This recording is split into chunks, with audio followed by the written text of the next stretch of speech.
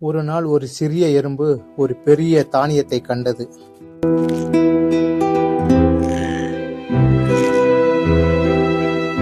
அதை தூக்க முயன்றது.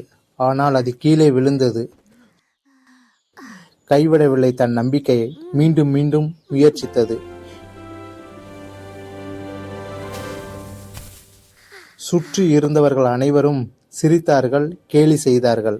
ஆனால் அந்த எறும்பு கைவிடவில்லை தன் நம்பிக்கையை. மீண்டும் மீண்டும் முயற்சித்தது. இறுதியில் அந்த தானியத்தை தனது வீட்டிற்கு கொன்று சேர்த்தது அந்த எறும்பு.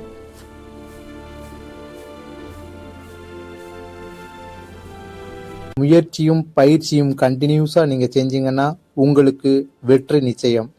இதனால் நீங்கள் வேலை பார்க்கும் இடத்திலும் சரி, நீங்கள் படிக்கும் செல்லும் இடத்திலும் சரி, உங்களை சுற்றி உங்களால் முடியாது என்று கேலி செய்து கொண்டு இருப்பார்கள். அதை பற்றி எதுவும் நீங்கள் மனதில் கொள்ளாமல் உங்கள் முயற்சியை கண்டினியூவா செய்துங்கள். வெற்றி உங்களுக்கு நிச்சயம்.